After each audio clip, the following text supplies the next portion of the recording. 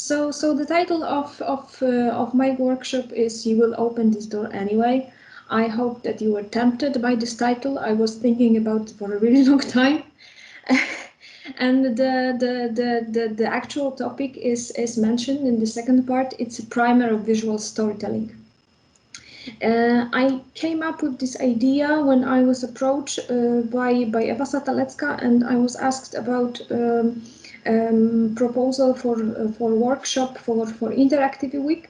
And what came to my mind is that probably I suppose that most of the lecture will be really concentrated on technology, which is super cool, and I think that it's really like a natural thing when we are talking about the interaction. But still, I found that maybe something really low tech and something focused on storytelling will be something that some people would like to hear, would like to attend, and would like to reflect on. And that's the point here. Like during this week, we will focus on storytelling in interactive environment, but by interactive, I mean like I understand it in a very broad sense, and I will try to show you that interactivity is something that you can shape as you want, and it doesn't really mean like fancy technology, coding skills, and if you want it to be low tech, if you want it to be, I don't know, even paper thing, you can do it like that. And what are the contents of the lecture? So I will tell you a few words more about the title and about like what's the general idea of this primer of interactive storytelling. Of course, I will introduce myself. I will tell you something about definitions of interactivity, which are plenty, but I will try to make it more simple, not more complicated. Next, I will introduce a few terms which I find very useful, and we will start with linear storytelling, and then we will switch to some things which are more complicated, and to one term that is not, maybe it's not really familiar for you, and it could be because it's useful. And then we'll go to image, text, and all that's between, because there is a lot of in between, and we are not always conscious about that. We are not always conscious about the possibilities given by this in between, and it is really fascinating, so it's worth to know. Then we will talk about choices, which I find building blocks of stories and something that storytelling is really based on. And then we will talk about giving birth to a story, like we will talk about the process of creating story, if it is really like creation, or maybe it's rather crafting, how we can shape this process to come up with great stories. And the last thing, something that I would like to leave you with, will be the question like how to learn storytelling, which on the one hand we can find very difficult, like the answer to this question, but on the other hand we can find it really simple. And yes, that will be the last thing. So why we are talking about interactive storytelling? What is it all about? Like I think, and I suppose that you would all agree with me, that interactive stories have huge potential, and they are really like there is a huge sprawl of games, of VR, AR experiences, and there are so many things produced each year, even each month, that we cannot really consume them, and we cannot really be even up to date with all the best things that are produced. And of course, some of us probably like in this group that we are now in, all of us, we are the audience. I don't know if you play any video games. I do. I like it very much. I hope that there will be like during this week there will be opportunity to talk about video games a bit, because it's very interesting. But can we become creators as well? Like, what is really needed to participate actively in this interactive storytelling like movement field? Do we have to have any particular technical skills, or is it rather about ideas, stories we want to tell?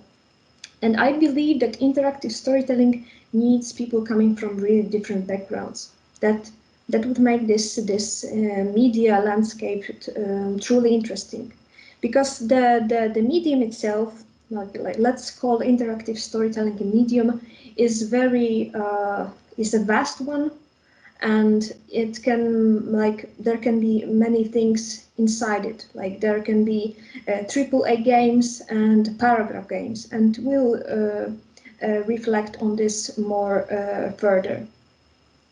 But the question is, what is like the basic for interactive storytelling? What's the most crucial thing in any production being made? What drives us towards certain productions? What decides that we are engrossed in something and we are bored with something else? Is it really a concept? Is it the technological aspect? And I believe that at the end of the day, what matters the most is the story.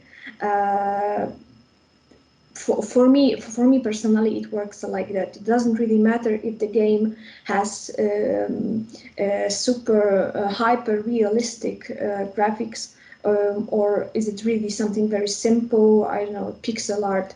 What matters the most is the story. And I suppose that when people are reflecting on certain works, interactive works, subconsciously they are really drive towards certain things because of the story, because of the characters they feel empathetic with, and these kind of things. So a few words about me. My name is Maja Starakiewicz. I was trained as a graphic designer in Kraków at Academy of Fine Arts graphic design department. But during my studies, I spent the most time in a narrative drawing studio, which is super cool place where students do not only do things like illustrations or comics, but also another like intermedia stuff, or cross media, or anything that's just in between some genre.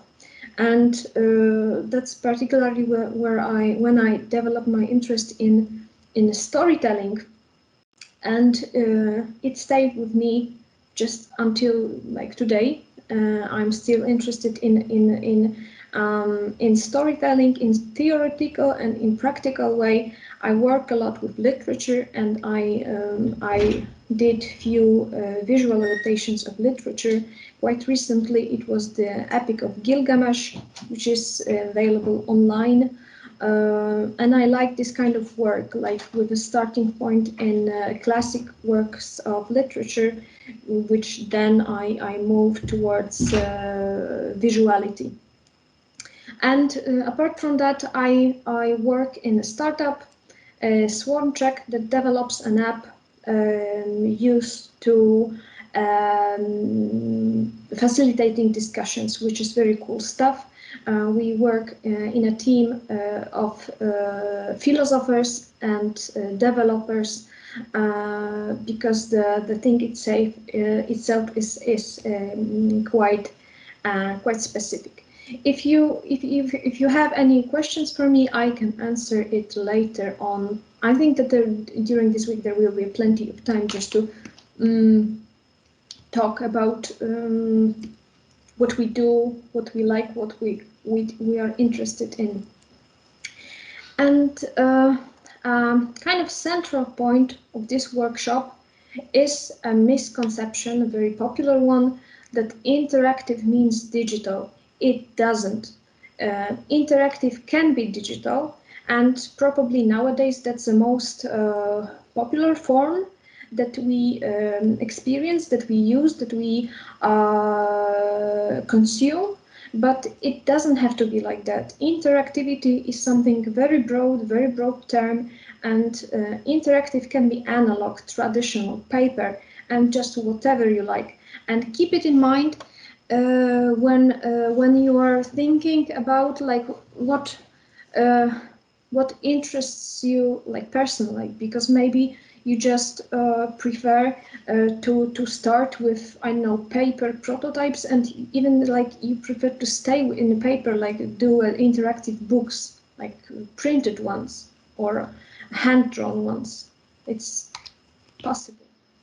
But interactivity, there's something really on hype, something many people are referring to, something many people are defining or trying to define. But what exactly does it mean? Like, we are using this term very often, like like if you are studying a new media or art or graphic design, you can hear it like each day. But there's no really like a lot of chance to reflect on this term. What exactly does it mean?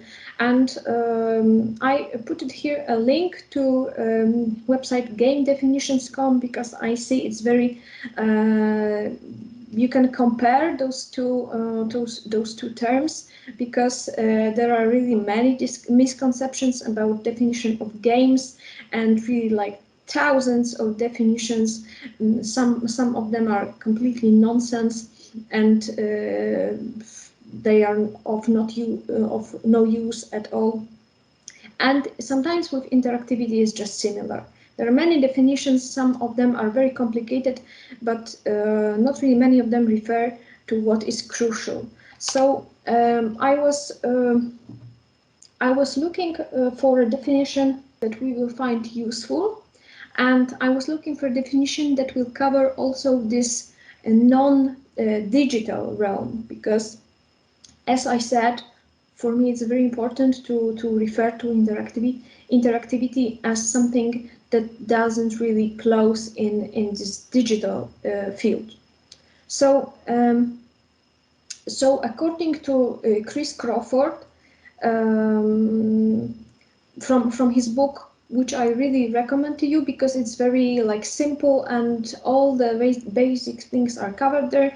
The book and is entitled Chris Crawford on Interactive Storytelling, and in this particular book, Crawford defines interactivity in very simple words by a cyclic process between two or more active agents, in which each agent alternatively listens, thinks, and speaks.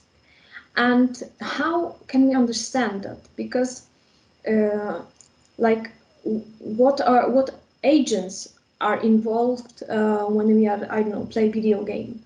But let's focus on the story. Like, what does it mean that story speaks to me? That's something simple. Like, the story speaks to us. The story speaks to the reader because we read it, and that's the message the story wants to tell us. But and that's something that that happens in like any book we read. But there's a second process that happens in interactive works, and the process is when work, I know, video game or book listens to us, and it happens when we just have a choice to make. That's the particular moment when the book or a game or just whatever listens to us. The book or a game waits for a choice to be made by us. And this second part, the second process, the point when a story listens to us is the feature of interactive works. And Crawford says it's a cyclic process because it is like that. The story speaks to us, then it listens to us, then it speaks to us, then it listens to us, and so on. So that's the definition of interactivity according to Chris Crawford, and I think it will be useful, and that's exactly what we are going to do. And another point about non-digital interactive works.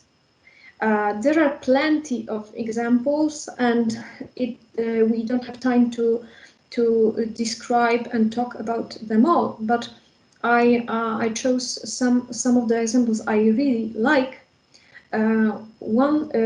Actually, they are both by Raymond Queneau, French writer active in the 60s and 70s.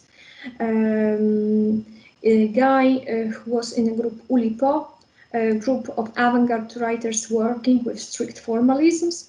Very interesting group, very interesting works. I think that if you are interested in creative writing, it's recommended to check it out. So that's a book, 100,000 billion poems. In Polish, it was published as 100 tysięcy miliardów wierszy, and the number here is exactly the number of the poems, of the sonnets you can get by just combining different verses with each other. And this work is interactive because, like, it speaks to us when we read it, and it listens to us when we just combine certain verses with one another. So this cyclic process is present here. Another thing that will be very useful for the workshop is a very small and very pretty book, Yours for the Telling. In Polish, it was published by Bajeczka na Twoją modłę, but just don't look for the Polish version because the visuals in the Polish version are just disgusting, so not recommended. But the British edition, and I believe that French one was just the same, they are very pretty. And how it works. That's a simple tale about 3 P's that have some adventures, and it's interactive because when you read the story, you have some options to choose, and as it is shown on this page that is reproduced here, if you wish to know what happened next, turn back to page 5. If not, proceed to page 21. And it is built like that, nearly on each page there is a question if you want to do this or you want to do that. And then you have a choice to which page you want to go. And the whole story is about, I don't know, 30 pages or something like that. So it's very short. And that's the structure of the story. It's in French because I couldn't find it in English, but what you can see from that is that it's really like, it's a very simple one. You have some branching moments, quite a few, and after all the things come to an end, and there are 2 possible endings. And if you want to check it out, like the structure of the story, on this website here, I will make this presentation available to you via Teams, so you can check out the links.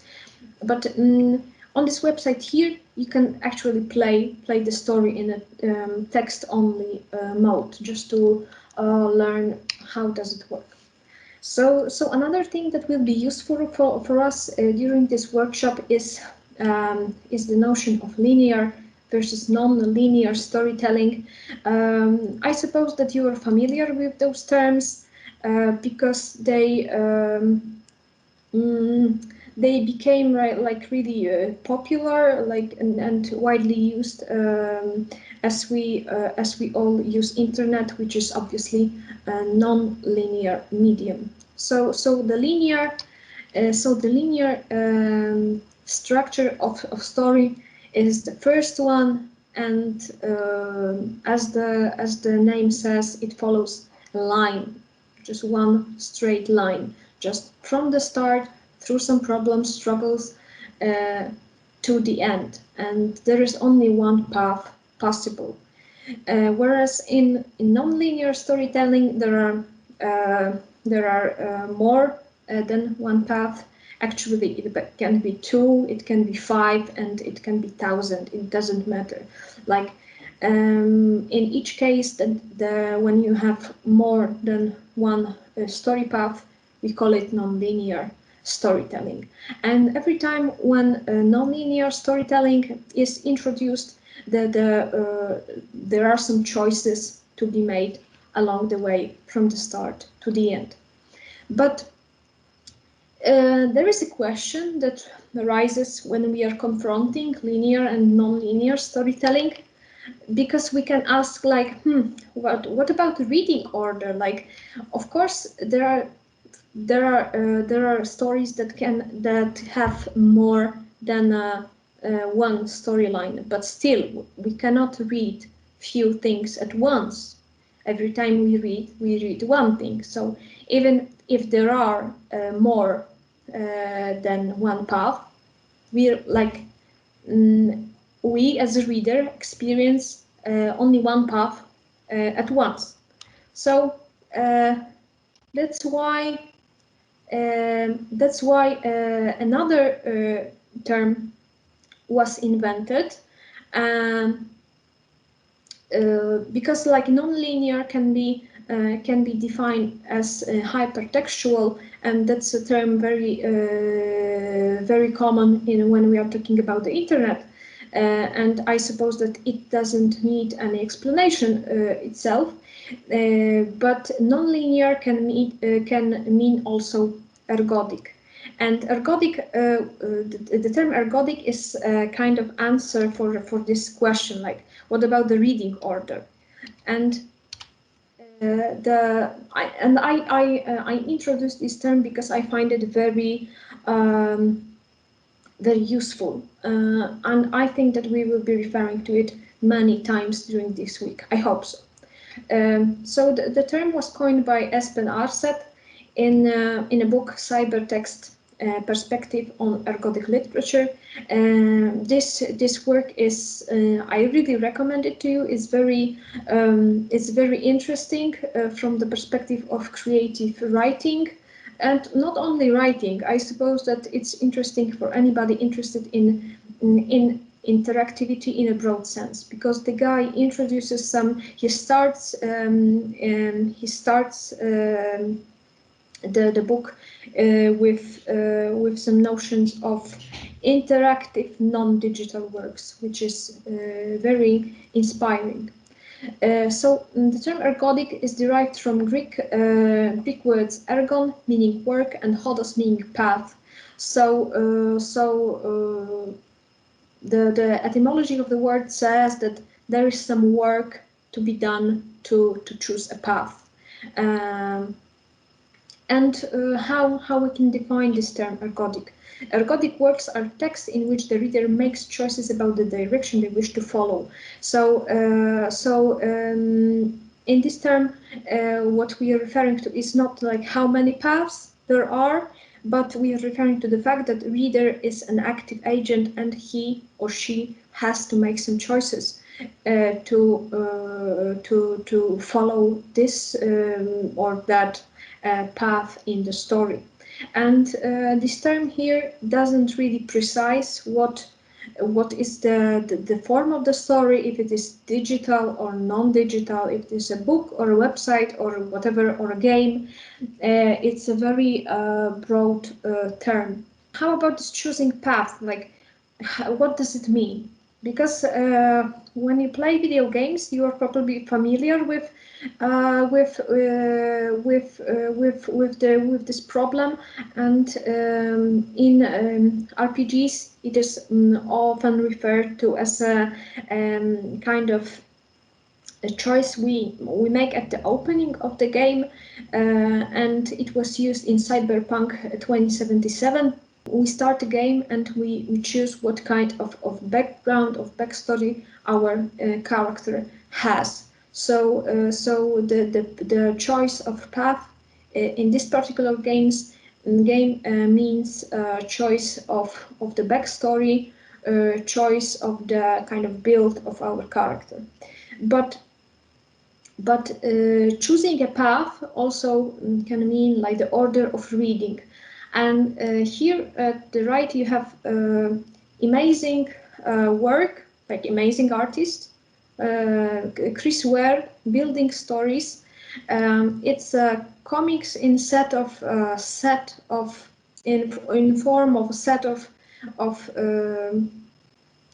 printed matter, and actually I have it. I kept it right by my side, but actually maybe I will show it to you later. And it really looks like that. It's a huge box filled with some printed stuff. There are some boards with illustrations. There is a newspaper. There are some loose leaflets, and the choosing path in this particular case is the choice we make as a reader is to choose the order of reading. And what is interesting here is that the order in which we read the story impacts the experience, because it really changes the experience.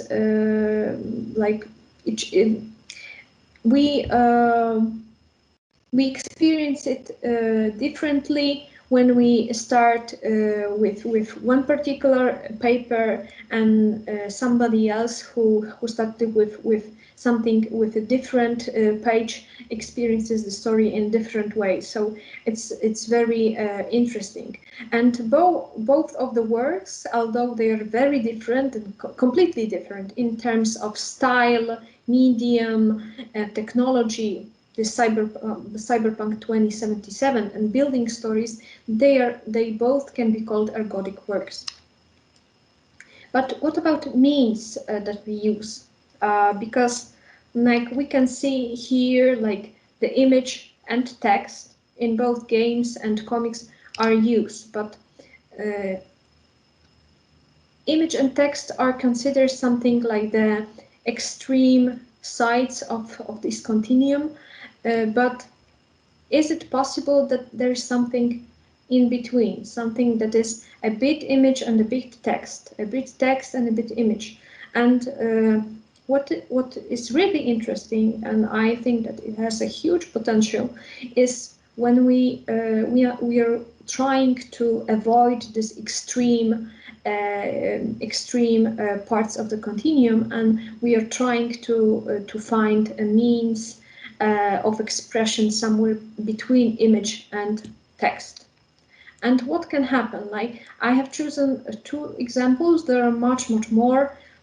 I think that there could be like a separate course only on what's between image and text, but I chose 2 examples which I find maybe they maybe will be inspiring for you during the workshop.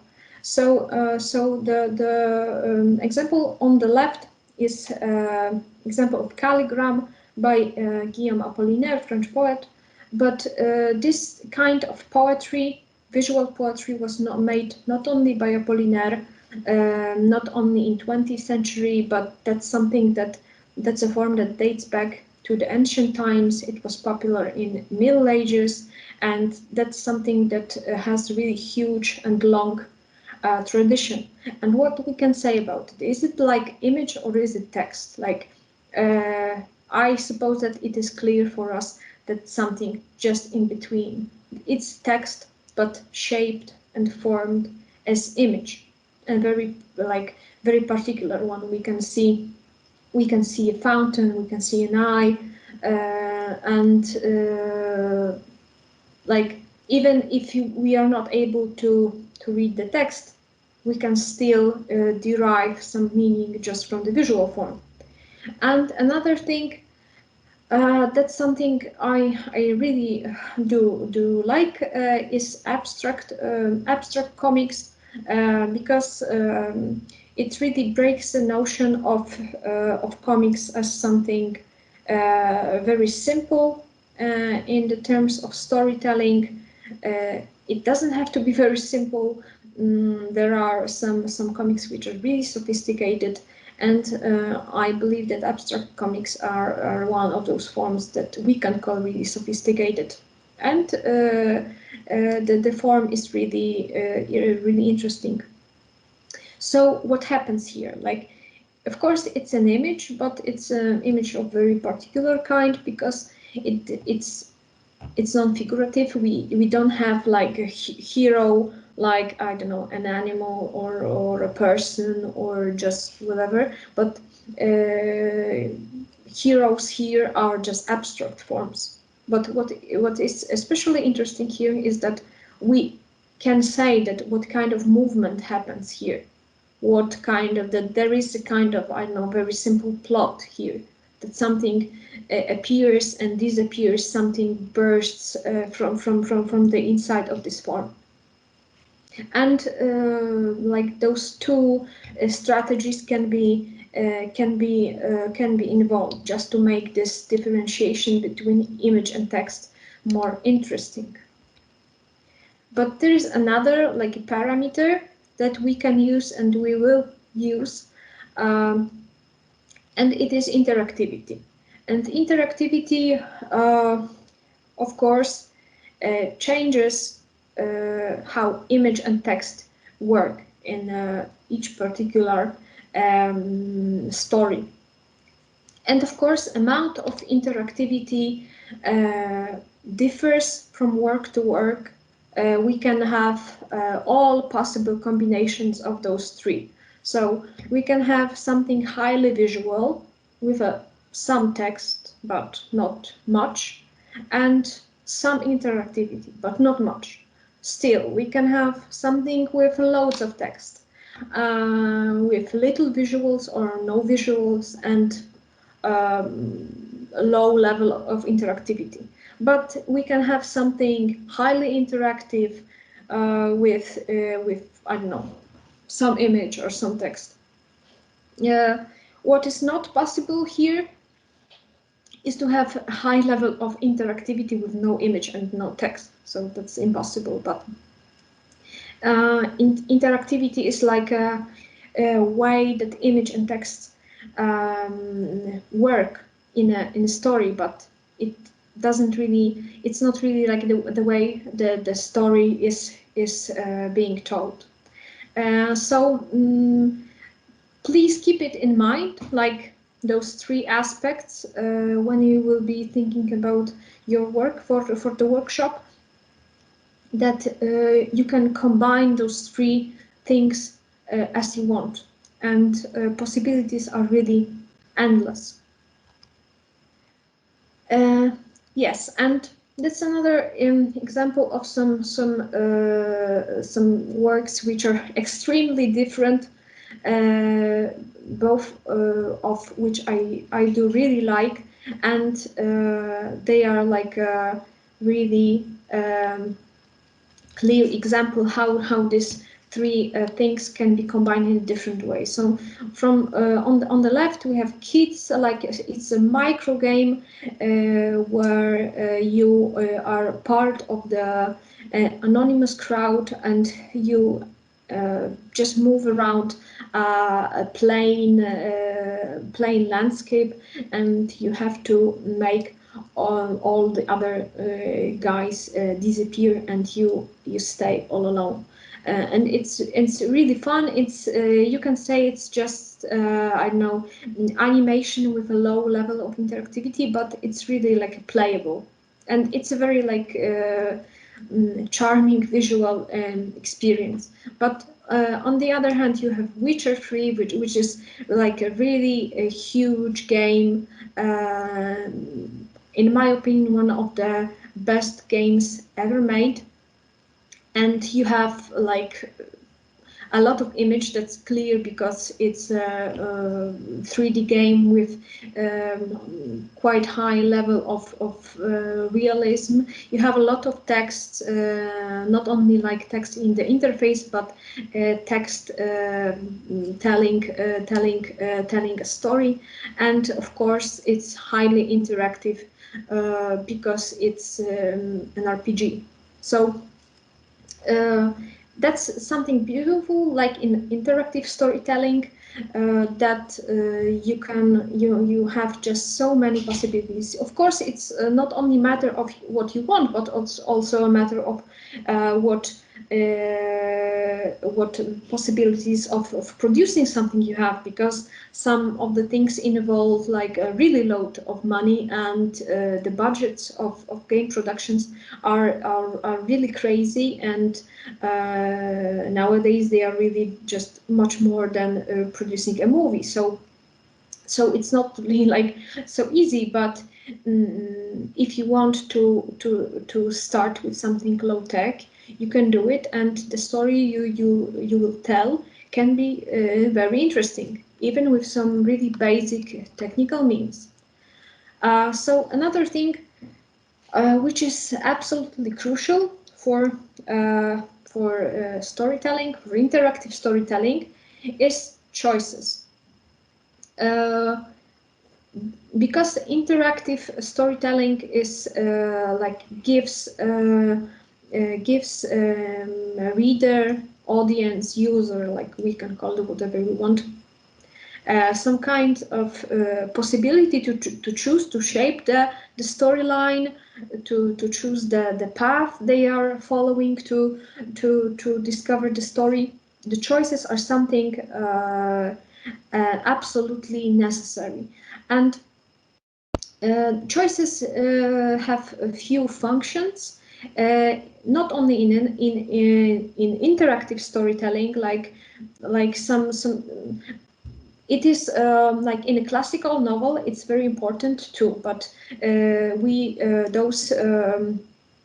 those moments when a character is about to make a choice are especially dramatic. But in a traditional novel, which is non-interactive, we are just passive in this situation. We just read that character reflects if he will do this or he will do that. But in interactive storytelling, we have this particular opportunity to actually make those choices, which are made, which are available because the author of the work gave us this possibility of certain choices. So the choices in stories drive the plot forward, serve as thought experiments for the readers, and make us emotionally engaged and sympathetic towards the protagonist. And those are the things that are absolutely are very important, and we need to keep it in mind that actually in many stories those moments of choices are something that really keeps us engrossed in reading, experiencing, and playing. But what's important about thinking about those choices when we are just shaping our story is to make them meaningful and internally consistent. Yes, I think that the order of the slides should be different, but never mind. What does it mean that stories are meaningful? Meaningful choices are some choices that have certain weight, that have consequences. It doesn't mean that these consequences all have to be serious all the time, like extremely serious, because it would become boring if all the choices that the character has to make are just serious ones, because not like all the stories have to be serious, but with no doubt choices made by the character should go with some consequences, because if there is no consequences, we don't care. Choices in stories should be internally consistent. I use this term because I find it more descriptive, but we could say also logical. but logical not only like in our world, like they are as logical as they would be logical or non-logical in a world that we live in. Internally consistent means logical in a world of the story. So when we are having a story in a fantasy world, or I don't know, some alternative physics world, or just whatever, we should keep in mind that they should like stick to the logic presented in this particular story. What for? We need this logical value because player needs, player, user, reader, whatever, needs to have some basis to make decision. Our audience needs to have to understand why they should make this or that choice. Choices in stories should be balanced, and it means that no option should be obviously better or worse than all the others. Because if it happens so that one option is obviously better or worse, it makes them like not really an option. So I think it's clear. Choices can be surprising or counterintuitive. Sometimes it's just the same, like surprising is counterintuitive. And it leads to an effect that some part of the story is just extremely moving or just funny, absurd, which makes us engrossed in a particular story. And I was, to give an example, I don't know if you know the game Disco Elysium. That's a game from the last year. The game was referred to as one of the best RPGs ever made. And the beginning of the story became quite quite famous because you start the game. You wake up in your apartment as the main protagonist, and you can turn on the light, and if you do that, you die. So that's something extremely counterintuitive, because you absolutely don't expect that you will have a game over screen because you turn on the light just at the beginning of the game. And another thing that you can use, and which is really a very interesting strategy, is that some choices which are given to the reader or user can be misleading. Like, by misleading, I think that I mean that the consequences of some choice are not really clear for somebody who's making those choices. And there is an example in Witcher 3, in which one of the most important branching moments, when you influence the ending of the game, is when you can decide whether or not you want to do a snowball fight with Ciri. And what is like misleading here is you don't really expect that this particular choice about doing or not doing snowball fight will influence how this big story, this big image of the story is shaped. So then we can go back to those things, and the choices in like really structurally complex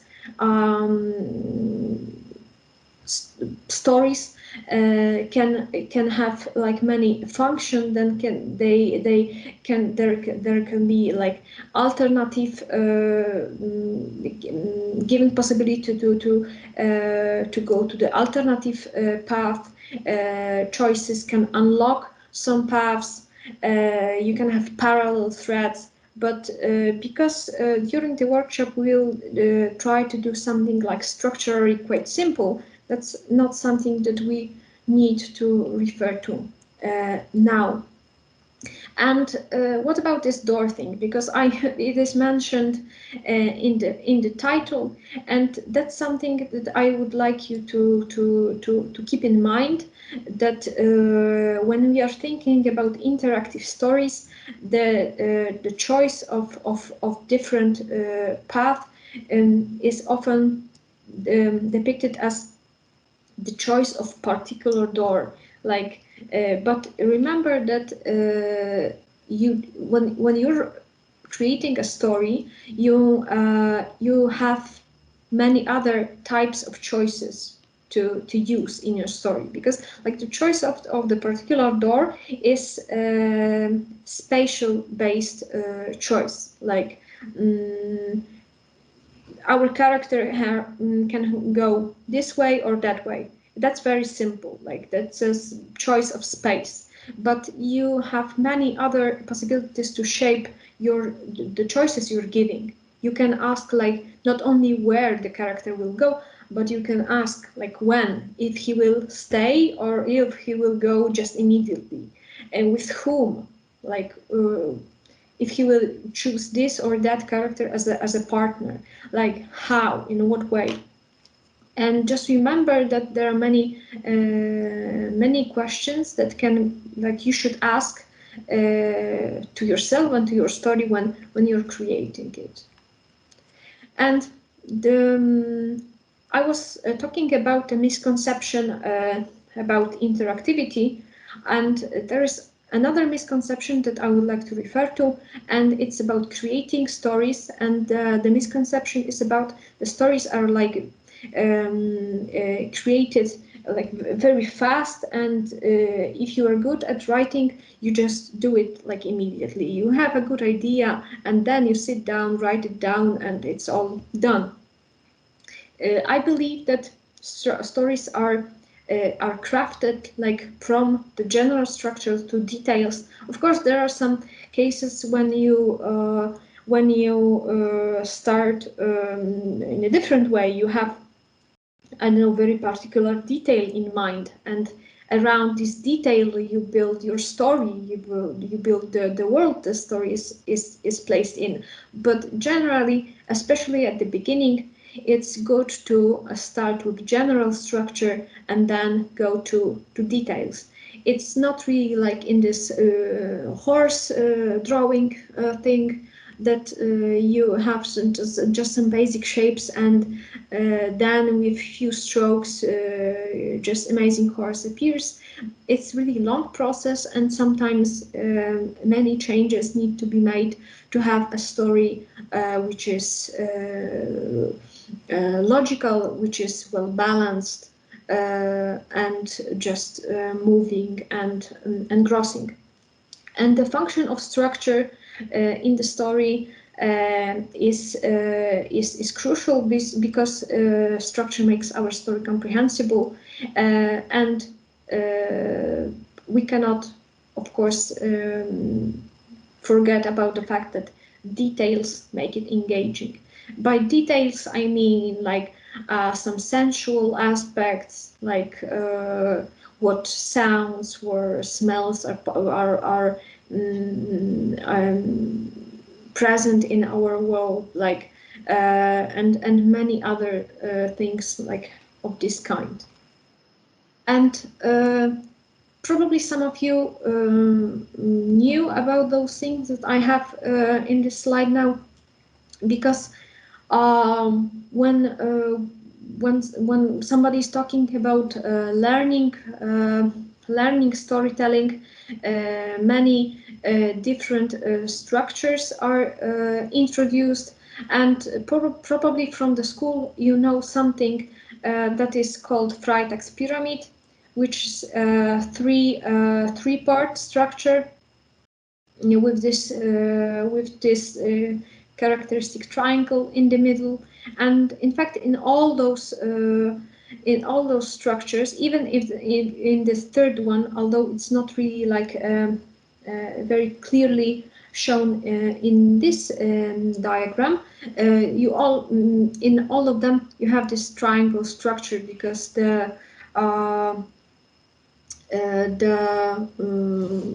as the plot follows, the tension is becoming the tension is becoming higher and higher, and then it's being released.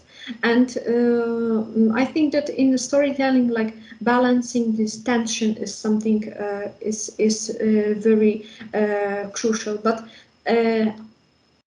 I don't really find those structures very useful, because we all know that, and because those structures are very simple, it is possible to put like any possible story in those structures, even if it's not really like even if it's not really like fitting.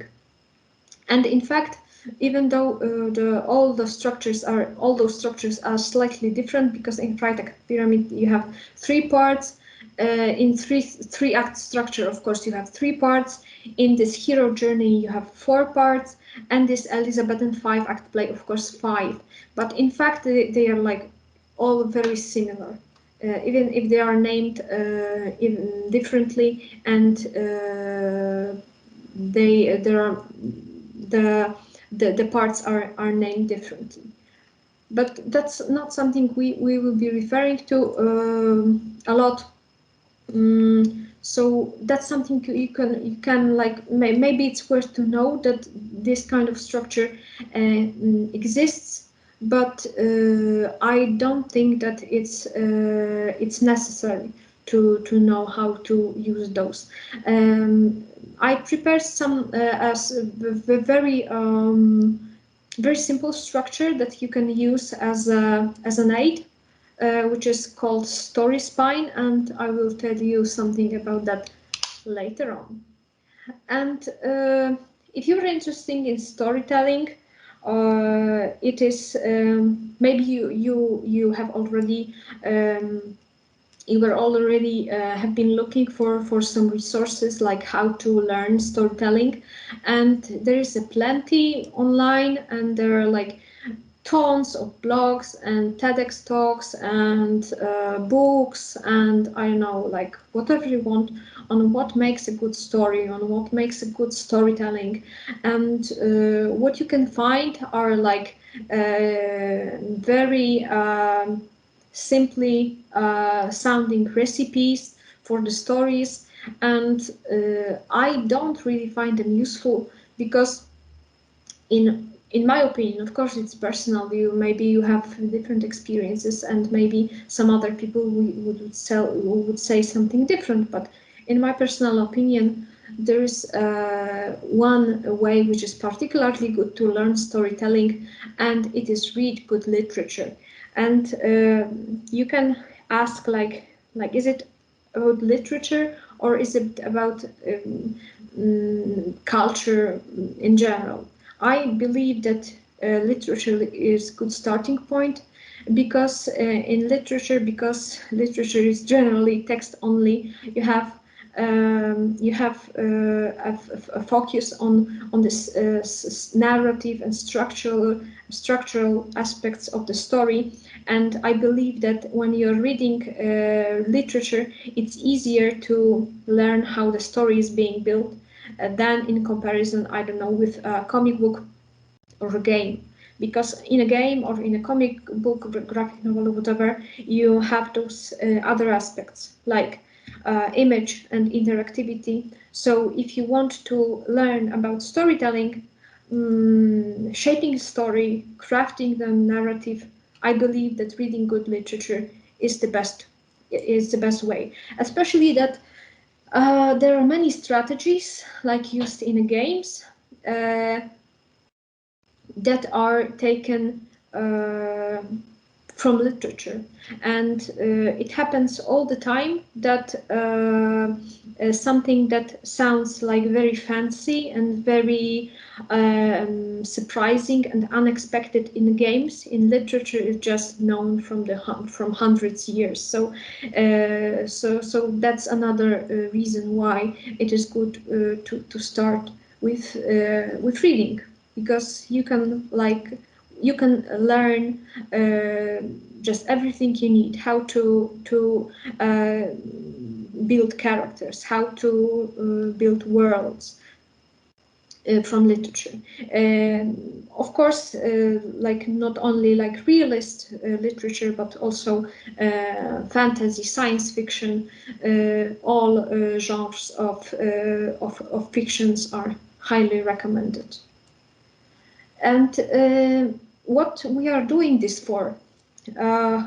We are doing this for a very important reason, that storytelling is, in my opinion, and not only mine, many people would agree with that, that storytelling is just an essence of humanity. We live to tell the stories, and we are doing it all the time, like in just everyday chat. We are telling the stories, and that's something deeply human to do that, and that's an art of itself, and it can be learned, and it can be exercised, and that's exactly what we are going to do during this week.